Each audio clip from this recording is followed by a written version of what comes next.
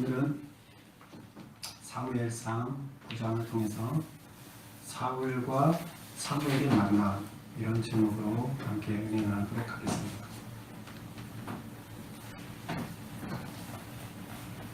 여러분들은 살면서 매일매일 반복되는 일상들을 경험하고 있습니다. 그리고 때때로는 우리는 많은 지루함을 그런 삶 속에서 지루함을 느끼죠. 그리고 내가 지금 이런 것에서 벗어나면 안 되나? 내가 겪고 있는 이런 내가 별로 겪고 싶지 않은 일들을 내 앞에 닥쳐서 겪고 있는데 이런 것들을 좀 회피하면 안 되나? 이런 생각들을 우리는 하게 됩니다. 그런 생각 안 하시는 분 있어요? 다 하게 됩니다. 그런데 우리의 그런 일상들이 그냥 소소한 게 아니라는 겁니다. 오늘 본문에 나오는 이야기를 보면 하나님께서는 바로 우리들의 그런 소소한 일상들을 모아서 그것을 통해서 뭘 하시느냐? 하나님의 커다란 일들을 만들어내십니다. 결국 하나님께서 하시는 일의 매개체는 바로 우리 앞에 닥쳐진 그 소소한 일들입니다. 그걸 통해서 하나님의 일을 감당해내는 겁니다. 그렇다 그러면 우리는 어떻게 해야 되죠? 우리 앞에 닥쳐져 있는 그런 것들을 새로운 시각으로 보면 돼요. 그리고 그냥 소소한 일이 아니다. 큰 일을 감당하기 위한 작은 과정이다. 하고 기쁘게 그것을 감당해야 되겠다. 이렇게 마음을 바꿔야 돼요. 잘 안 되겠죠? 그러나 그렇게 우리는 마음을 바꿔먹고 모든 일을 대해야 됩니다. 하나님께서는 주로 이제 성경에서 사람을 부르실 때 사람을 찾는 이야기를 보면 거창한 일을 할 때 그 사람을 부르지 않습니다. 아주 우리가 보면 사소한 일을 하고 있는 근데 그 사소한 일을 성실히 감당하고 있는 그런 사람들을 하나님께서는 택해서 이걸 보면 이 친구는 뭘 맡겨도 잘할 것이다. 그렇게 생각하는 거죠. 그렇게 하고 그 일을 감당하게끔 인도하신다는 거죠. 오늘 나오는 이야기는 사울의 이야기가 되겠습니다. 이제 사무엘상에서 등장하는 사울이 처음 등장하는 거죠. 그래서 사울을 택하는 이야기가 나옵니다. 우리가 앞장에서 봤죠. 8장에서는 무슨 이야기가 나왔죠? 8장에서 지난주에 이스라엘 백성들이 우리를 지킬 왕을 세워주십시오. 우리는 지금 하나님, 눈에 보이지 않는 하나님, 우리 지금 전쟁이 나도 잘 지켜주지 않는 하나님, 우리는 그런 하나님보다 눈에 보이는 왕, 강력한 왕이 나타나서 다른 옆에 있는 나라들처럼 자기들을 좀 잘 지켜주고 전쟁을 해서 승리로 이끄는 그런 왕을 원합니다. 그런 왕을 좀 세워주세요. 이렇게 이제 하는 이야기가 나왔죠. 그리고 오늘 이제 갑자기 무슨 이야기가 나오느냐? 암나귀를 잊어버려서 암나귀를 찾는 이야기가 갑자기 나타납니다. 이거하고 지금 8장하고 무슨 연관이 있어요? 왕을 요구했는데 요구했는데 그 이야기를 하다가 갑자기 암나귀를 잊어버린 한 집안이 있고 그 집안에 암나귀를 찾아 나서는 사람이 있어요. 근데 그 이야기로 지금 9장을 시작합니다.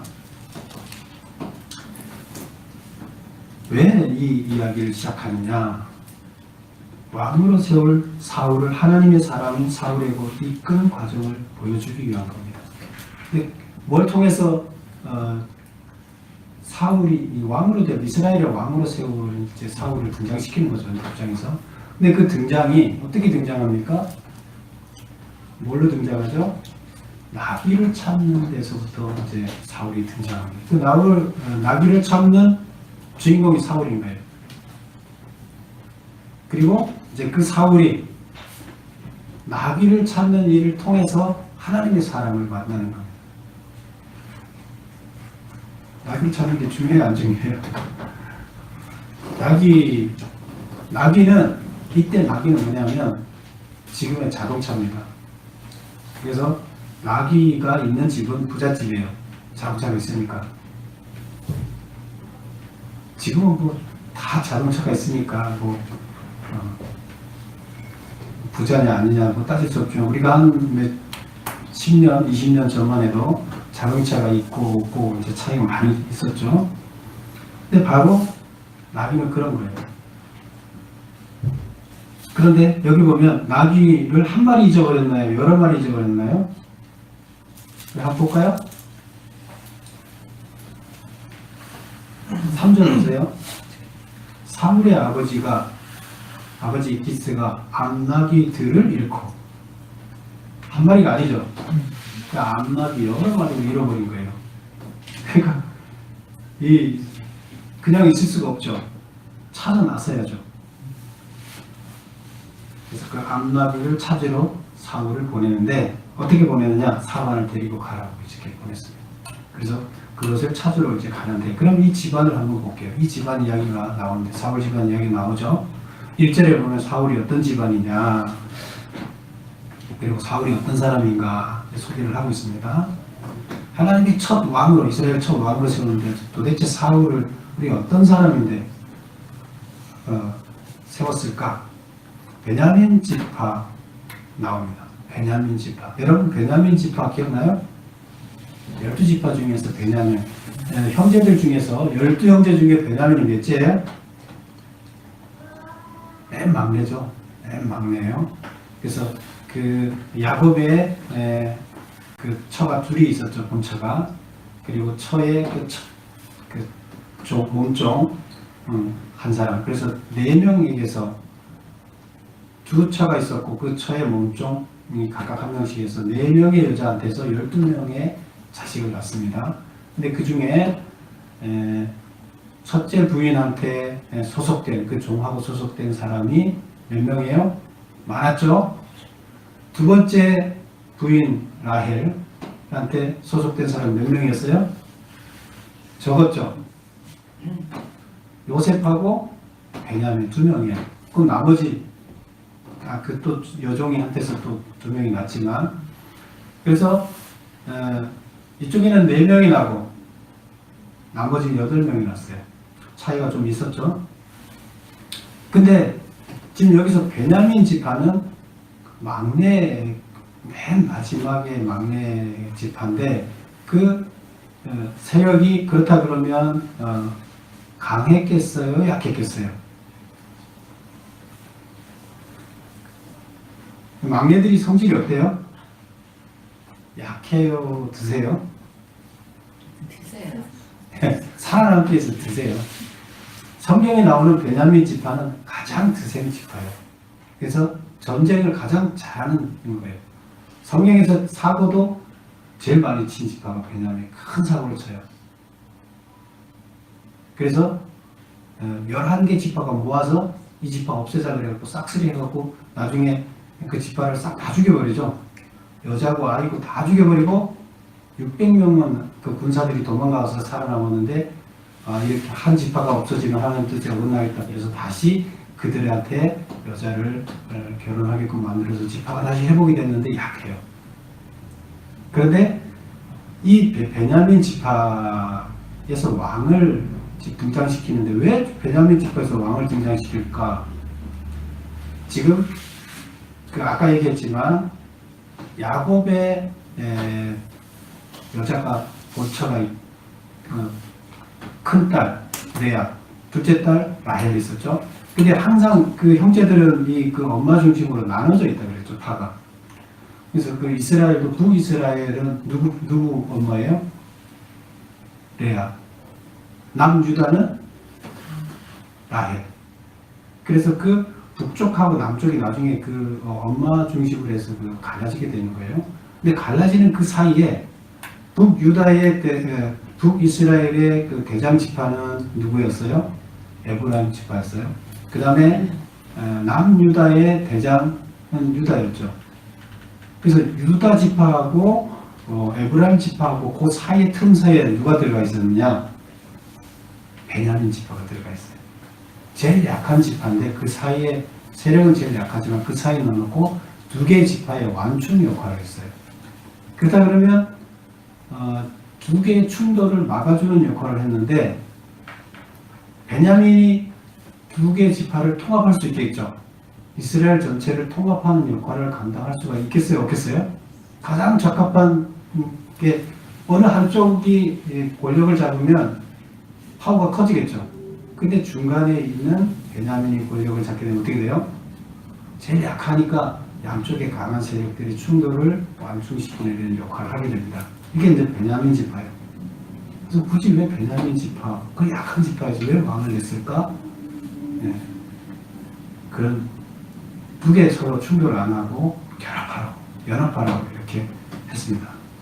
그 다음에 베냐민 지파인데 유력한 사람이라 기스라는 그 사람이 있는데 베냐민 지파에 기스라는 사람의 이름은 유력하다. 우리 유력하다는 게 앞에서도 봤죠. 기억나요?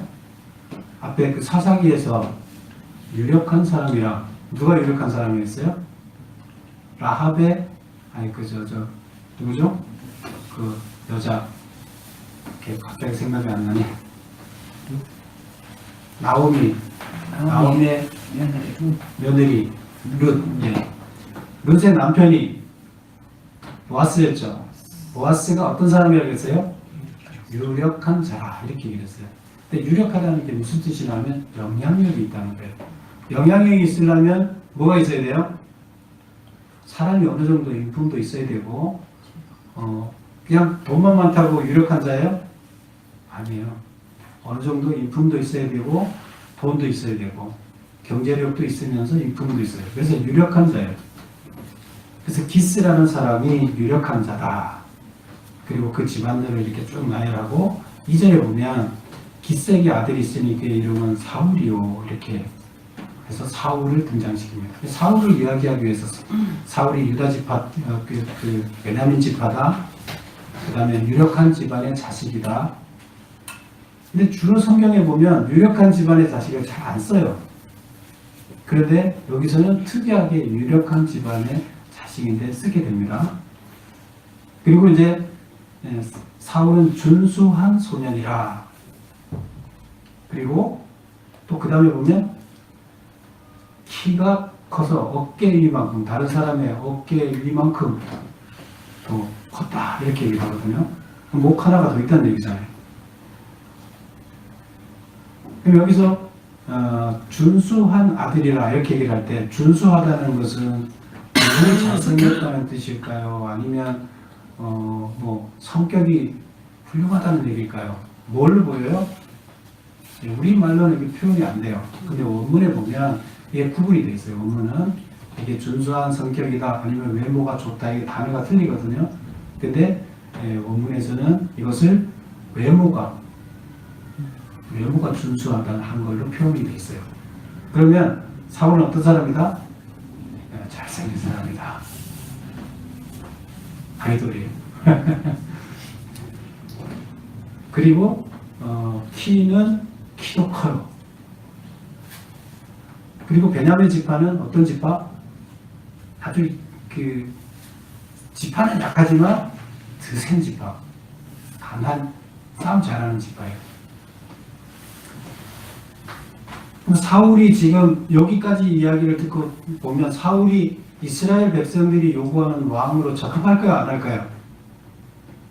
이스라엘 백성들이 사울을 추천을 딱 하면 이스라엘 백성들이 우리 왕 안 돼 이렇게 할까요? 아니면 좋습니다 그럴까요? 예, 이스라엘 백성들이 지금 왕 세워달라고 계속 요구를 했잖아요. 근데 하나님의 뜻이었어요? 아니었어요? 하나님의 뜻은 아니었어요. 하나님은 왕 세우는 걸 원치 않았어요. 예. 하나님이 왕 세우는 것은 하나님은 그런 왕이 아니라 하나님의 말씀대로 잘 살게 하는 이런 것을 원했는데 세상 사람들은 세상적인 통치를 잘해서 자기들을 잘 지켜줄 왕을 찾았는데 세상적인 왕과 하나님이 요구하는 왕이 틀렸어요. 근데 이스라엘 백성이 요구하는 왕의 눈으로 봤을 때 사울은 적합한 거예요. 그래서 하나님께서 원래 왕 세우는 것을 원치 않았지만 백성들이 하도 왕을 세워달라 그러니까 마지못해서 이제 왕을 세운다. 그러나 그 왕에 대한 개념은 서로 틀리게 갖고 있었다. 그런데 여기서 보면 사울은 하나님께서 그래도 이스라엘 백성들이 흡족해 할 만한 사람들을 세웠다. 사람을 세웠다. 이제 이걸 볼 수가 있습니다. 다음으로 넘어가 보겠습니다. 제가 메모한 3번을 보면 사울은 나귀를 찾기 위해 얼마나 많은 시간 동안 헤매고 다녔는가? 유명한 사관은 무슨 역할을 했는가? 이제 5절부터 3절, 4절 보면 4절에 보면 쭉 다닌 데가 나와요. 그래서 뭐 여러 군데를 다녔다 이렇게 나오는데 사울은 나귀를 찾기 위해서 얼마나 많이 헤맸느냐? 우리 보면 어디를 보냐면 20절을 보세요. 사흘 전에 이른 내 앞나기를 염려하지 말라. 그래서 지금 이 이야기는 뒤에 가서 다시 볼 텐데 여기서 사흘 전에 잃어버렸다 이게 3일 동안 앞나기를 찾아서 헤맸어요. 그래서 3일 동안 베냐민 땅 전체를 돌아다녔어요. 사관은 앞나기 찾기를 포기하고 돌아가려는 사울을 사무엘이 이끄는 역할을 했다. 이제 3일 동안 헤매다가 사울이 무슨 생각을 아이 나귀가 문제가 아니라 아버지가 우리를 걱정해서 안 되겠다. 돌아가자. 이렇게 얘기를 하니까 사왕이 뭐라고 얘기를 하죠? 6절을 한번 볼까요? 그가 대답하되 보소서 이 성읍에 하나님의 사람이 있는데 존경을 받는 사람이라. 그가 말한 것은 반드시 다 응하나니 그리로 가사이다. 그가 혹 우리가 갈 길을 가르쳐 줄까 하나이다. 그래서 이제 집으로 가자 그러니까 사환이 이 성에 하나님의 사람이 있는데 존경을 받는 사람이라. 두 가지 얘기하죠. 그 다음에 또 뭐죠? 그가 말한 것은 반드시 다 응한다. 그가 말한 것은 땅에 떨어지지 않는다 이런 얘기가 있었죠. 하나님이 사무엘이 말한 것은 땅에 떨어지지 않는다. 하나님의 사람이 있는데 그 사람을 만나보면 아마 우리가 어디로 가서 나귀를 찾아야 될지 가르쳐줄 것 같지 않냐 이렇게 얘기를 합니다. 그래서 그럼 뭐 돈이라도 갖고 가야 되는 거 아니냐? 돈이 없지 않느냐? 그러니까 제가 조금 갖고 있습니다. 해서 그걸 가지고 그럼 가자. 이제 찾아가게 됩니다. 근데 사환은 앞나기 찾기를 포기하고 돌아가는 사울을 사무엘하고 이끄는 역할을 한다. 사실 사환이 아니었으면 사울은 사무엘을 사실 만나기 어려웠죠. 그냥 돌아갔을 거예요. 분명히 혼자 갔으면. 근데 아버지가 이제 사원을 한 명 붙여서 같이 종이었죠. 그때는 종 같이 붙여서 같이 찾게끔 했었는데 가서 사원은 중요한 역할을 해냅니다. 어쨌건 하나님께로 이끄는 데 중요한 역할을 사원이 해낸다. 그 다음에 사원이 말하는 하나님의 사람이란 누구인가? 우리가 여기서 봤죠. 존경받는다. 제가 그 메모하는 걸 보세요. 존경받고 말한 것이 반드시 다 이루어지는 사람이다. 근데 이것은 이제 성경 앞에서 우리가 본 본문에서 3장에서 나오는 이야기를 보면 거기 이렇게 나오죠. 사무엘에 대해 나올 때 온 이스라엘이 사무엘은 여호와의 선지자로 세우심을 입은 줄을 알았더라. 사무엘이 하나님의 선지자로 세웠다는 걸 백성들이 다 알게 됐더라. 이런 얘기가 나와요. 왜 알게 됐어요?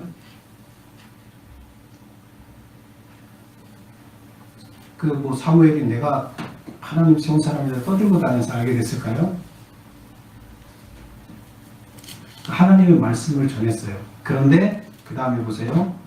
여호와께서 그 말로 하나도 땅에 떨어지지 않게 하시니 사무엘이 하는 말이 말대로 다 이루어지는 거예요. 그러면 사무엘이 예언을 잘했다는 얘기인가요? 뭐 정물 치듯이 예언을 잘했다는 얘기인가요?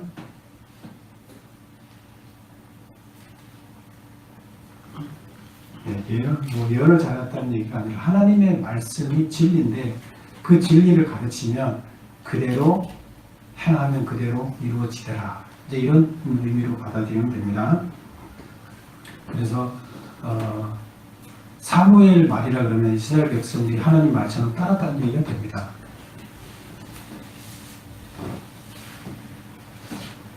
그리고 이제 11절부터 이제 우리가 나오는 이야기를 보면 10절까지만 읽었는데요.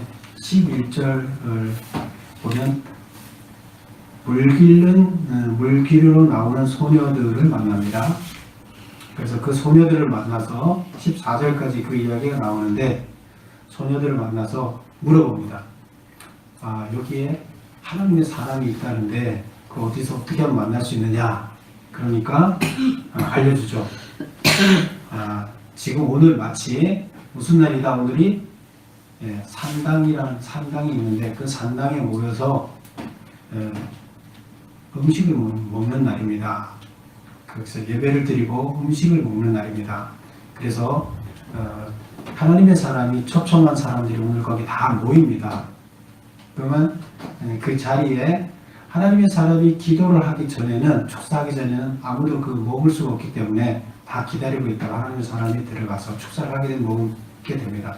근데 지금 당신이 들어가면 하나님의 사람의 산당에 올라가기 전에 만나를 딱 그 시간이니까 지금 빨리 들어가세요. 이제 얘기를 합니다. 마치 시간이 맞춰진 거죠. 그래서 11절에서 14절에 나오는 이야기는 물길른 소녀를 통해서 길을 또 안내를 받습니다. 사울이 처음에는 아버지의 명령으로 암나귀를 찾으러 갔어요. 그 다음에는 자기 스스로 간 게 아니에요. 그 다음에는 집에 돌아가려 하다가 상황 때문에 돌아가지 않고 또 이쪽으로 가게 된 거예요. 또 지금 여기서는 물길은 소녀를 통해서 또 길을 안내 받은 겁니다. 15절을 한번 볼까요?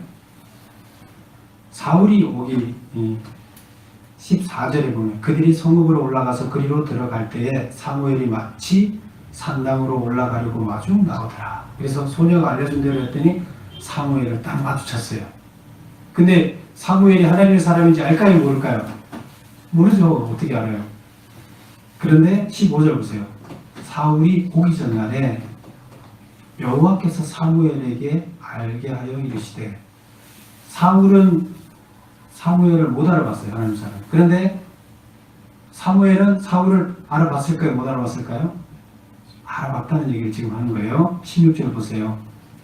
내일 이맘때에 내가 베냐민 땅에서 한 사람을 내게로 보내리니 누가 보내요? 내일 이맘때 누가 보내요? 내가 누구예요?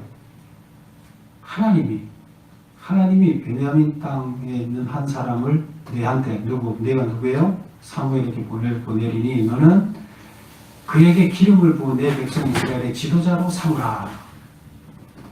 그래서 왕으로 삼으라는 거예요. 기름 부어서 그가 내 백성을 블레셋 사람들의 손에서 구원하리라. 내 백성의 부르짖음이 내게 상달되었으므로 내가 그들을 돌보았노라 하셨더라. 자, 여기서 보면 지금 사무엘한테 사울을 보낸 사람이 누구예요? 하나님이죠.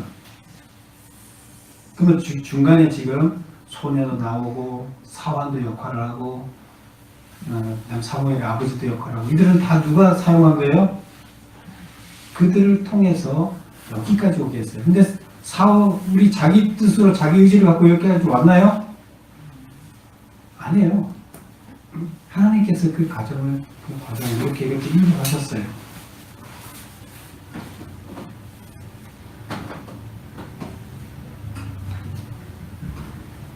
제가 몇몇 8번을 한번 보겠습니다. 8장에서 사무엘은 왕을 세워달라는 이스라엘 백성들의 요구를 못마땅하게 여겼지만 하나님은 이를 받아들이라고 하셨다. 근데 오늘 여기 9장 16절에 나오는 데서 왜 그렇게 하셨는지 이유를 그렇게 찾아보자는 거예요. 우리가 그때 앞에서는 우리가 뭐라고 설명했어요? 하나님 마음에 안 들지만 왕을 세워달라 하니까 왜 왕을 세웠다고요? 자식들이 때렸으니까 할 수 없이 그냥 들어줬어요. 마음에 안 들지만 들어줬어요. 근데 오늘 여기서 16절에서 뭘 얘기하느냐? 백성들의 울부짖음을 듣고 더 이상 참지 못하고 그들을 구원하기로 작정하셨고 이를 위해 왕을 허락하셨다. 지금 백성들의 울부짖음이 있는 건 왜 울부짖음이 있었죠? 앞에서 전쟁이 졌잖아요. 전쟁이 져서 블레셋이 그들을 지배하고 고통스럽게 했잖아요. 그래서 울부짖음이 있었는데 그것을 어떻게 해석을 했죠? 하나님이 징계하셨다 이렇게 보고 있었어요. 그럼 전쟁의 징으로 그들이 가서 고통을 당하는 거 이것은 하나님이 징계한 거예요. 하나님이 징계했는데 징계하고 보니까 자식이 그 징계를 감당하는데 힘들어요, 안 힘들어요? 너무 힘들어하는 거예요. 그러다가 이 힘든 걸 참지 못하고 이걸 극복하기 위해서 왕을 세워달라고 하니까 하나님의 심정이 하나님의 마음이 그들의 심정을 이해했어요, 안 했어요? 이해했어요. 그리고 그들의 고통을 모르는 거 아니에요. 하나님이 징계를 직접 줬기 때문에 그리고 그들을 회개하고 돌아오라고 징계를 줬기 때문에 알아요. 근데 그들의 고통이 어떤지를 알고 있으니까 하나님이 그거를 또 어여삐 여기고 그 고통을 만져주시는 거예요. 그래서 왕을 허락하셨다. 그러나 백성들이 요구하는 세상적인 왕이 아닌 하나님의 사람으로 하나님 일을 행하는 왕이 되기를 바라셨다. 그래서 본문에 분명하게 이제 왜 하나님께서 왕을 허락하셨는지에 대한 이유가 여기 이제 나오는 겁니다. 이거 중요한 이야기입니다. 그 다음에 이제 다음 장면으로 넘어가면 제가 9번에 메모해놓은 거 보세요. 사무엘은 어떻게 하나님이 왕으로 세울 사람을 한눈에 알아볼 수 있었을까? 사울이 올 것을 전날에 하나님께서 알려주셨고 사무엘을 대했을 때 또한 그가 사울임을 알려주셨기 때문이다. 17절 한번 볼까요?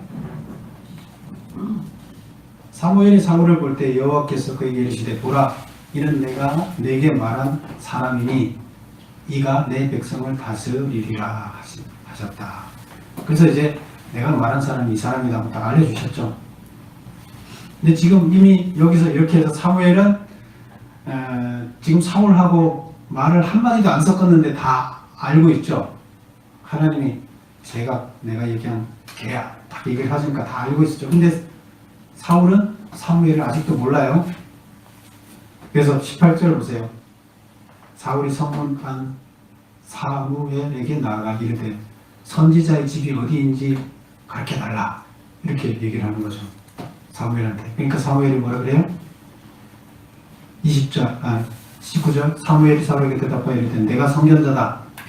너는 내 앞에서 산당으로 올라가라. 너희는 오늘 나와 함께 먹을 것이요 나랑 같이 식사할 거다. 그리고 다음날 아침에는 내가 너를 보내줄 건데 내 마음에 있는 것을 다 내게 말하겠다. 내 마음에 있는 게 뭐죠? 왜 여기 찾아왔죠? 나귀가 어디 있는지 알고 싶은 거예요. 어디가 나귀를 찾는지 알고 싶은 거예요. 근데 그거 가르쳐주겠다고 얘기합니다. 언제 가르쳐준다고요? 아침에 내가 너를 보내되 내 마음에 있는 것을 그때 가르쳐주겠다 이렇게 얘기를 합니다. 그리고 20절 사흘 전에 이른 내 암나귀들을 염려하지 말라. 찾았느니라. 말 하나도 안 물어봤어요. 근데 이렇게 얘기를 해줍니다. 사울이 놀랄까요? 안 놀랄까요? 깜짝 놀랐겠죠. 자기는 그냥 어디 가야 하나님의 사람 만날 수 있습니까? 물어봤더니 어이 너 내일 아침에 너가 궁금해하는 거 가르쳐 줄 건데 나는 이미 찾았어. 이렇게 얘기를 합니다. 깜짝 놀랐죠. 이스라엘이 사모하는 자가 누구냐? 그 다음 20절에 그 다음 이야기를 보세요. 이스라엘이 사모하는 자가 누구냐? 너와 내 아버지의 온 집이 아니냐? 이게 무슨 말일까요? 이스라엘 사람들이 다 너를 높이 이렇게 받드는 너를 부러워하는 사람이 이스라엘 사람들이 부러워하는 자가 가장 부러워하는 자는 너다. 너 집안이다. 이제 이 얘기를 하는 거예요. 이 얘기는 뭐예요? 너를 왕으로 삼겠다. 이런 이야기를 하는 겁니다. 그러니까 21절 보세요. 사울이 대답하되 나는 이스라엘 지파의 가장 작은 지파 베냐민 사람이 아닙니까? 큰 지파에서 왕이 나와야 될 텐데 나는 이 아주 제일 작은 지파인데 내가 어떻게 여기서 왕이 나와서 이스라엘 통솔을 어떻게 합니까? 제가 다른 지파, 큰 지파에 날 따르겠어요? 뭐 이런 비슷한 얘기겠죠? 그 다음에 뭐라고 또 얘기를 하죠? 나는 나의 가족은 베냐민 지파 모든 가족 중에 가장 미약하지 아니하니까 당신이 어찌하여 내게 이같이 말씀하시오. 난 우리 지파 중에서도 또 이렇게 강대한 우리 집안이 아니다. 뭐 유력하게라고 소개했지만 그렇게 이스라엘을 이끌 만한 집안이 아니다. 이렇게 얘기를 합니다. 이거는 누가 생각하고 있는 거예요? 사울이 스스로에 대해서 생각하고 있는데 사울은 겸손한 사람이에요? 교만한 사람이에요? 겸손한 사람이에요. 그리고 아버지가 시킨 대로 열심히 양을 찾아나온 성실한 사람이었어요. 22절 보세요.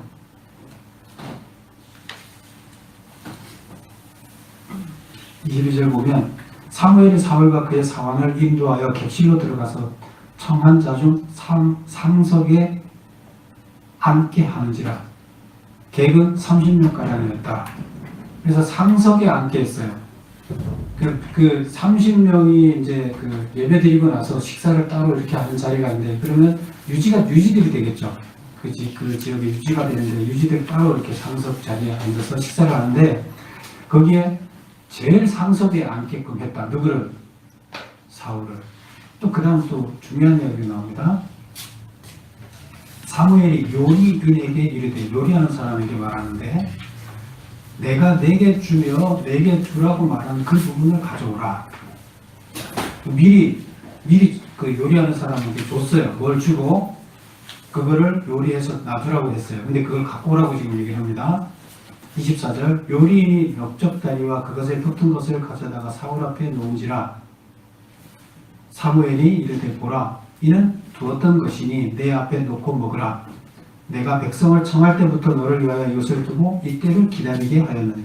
미리 준비해 놓고 너가 와서 먹을 이때를 기다렸다. 이 음식이 미리 준비된 음식이라는 거예요. 너를 위해서. 근데 이게 뭐예요? 넓적다리와 그것에 붙은 것. 이게 뭐예요? 하나님께 희생제물을 드렸을 때 넓적다리는 누구 거죠?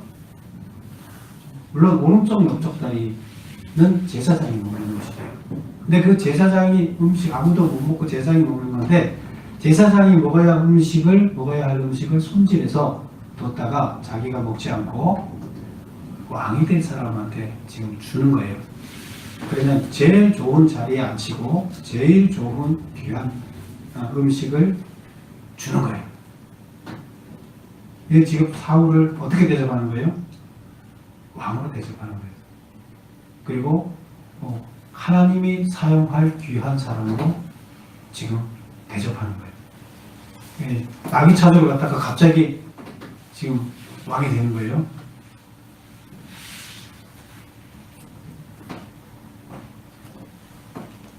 그 다음에 이제 끝에 보면 그날에 사울이 사무엘과 함께 먹으니라. 이제 25절부터는 다음 주에 이제 볼 건데요. 10장하고 이어서 여기까지 보면 지금 식사까지 마친 이야기예요. 그리고 그 다음에 이제 기름 부음을 다음 장에서 합니다. 오늘은 이제 식사까지 마쳤는데 10절 메모를 보겠습니다. 암나기를 잃어버리고 찾는 일로부터 사무엘을 만나기까지 모든 과정이 하나님의 인도하심이었음을 알도록 하는 말은 무엇인가? 우리 지금까지 쭉 살펴봤죠. 사울이 오기 전날에 여호와께서 알려주셨다. 사흘 전에 이른데 암나기를 걱정하지 말라. 백성을 청할 때부터 너를 위하여 넓적다리와 그에 붙은 살을 준비해두고 이때를 기다렸다. 이게 다 뭐예요? 하나님이 나귀를 찾는 일을 통해서 온 사울을 인도했다 하는 이야기가 다 들어있는 거예요. 하나님이 사람을 부르실 때 매개로 쓰는 것은 뭐냐? 지금 여기서 뭘로 썼어요? 나귀 찾는 일로 썼어요. 나귀 찾는 일이 나라를 다스리는 일과 관계가 있을까요? 없을까요? 뭐 우리가 생각하면 관계가 없죠. 전혀 아무 관계가 없죠. 그 집안의 일이고 집안에서 성실하게 일을 감당하는데 그 일을 통해서 또 그 다음에 사환을 통해서 물 길는 소녀를 통해서 하나님께서는 그들을 다 통해서 사울을 어디로 인도합니까? 기름 부음 받는 자리로 인도를 합니다. 근데 사울은 알았어요, 몰랐어요? 전혀 몰랐어요. 우리가 살고 있는 이 삶은 사울과 같습니다. 하나님은 우리 옆에 있는 사람을 통해서, 내가 제일 미워하는 사람을 통해서, 또 내가 제일 좋아하는 사람을 통해서, 별 볼 일 없다고 생각하는 사람을 통해서 하나님께서 나를 어딘가로 지금 이끌고 계십니다. 내가 지금 내가 왜 일을 하고 있지? 내가 왜 이렇게 고통을 당해야 되지? 이거 안 하고 살면 안 되나? 뭐 이런 일들을 통해서 하나님은 나를 어디로 인도하신다고요? 하나님의 계획대로 나를 인도해서 하나님이 만나고자 하는 그 자리로 나를 이끄십니다. 그래서 우리 앞에 닥친 일상의 소소한 일들 무시할 게 아니고 우리는 그냥 중요한 일입니다. 그냥 닥치는 일들을, 내 앞에 주어진 일들은 그냥 성실하게 감당하는 거예요.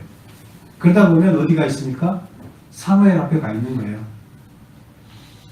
근데 암나귀 좀 찾아올래? 싫어요. 저 안 가겠어요. 안 되는 거죠. 그래서 그냥 닥쳐진 일을 성실하게 하다 보면 하나님이 원하는 자리에 가 있습니다. 그래서 우리 앞에 주어지는 일들이 다 뭐예요?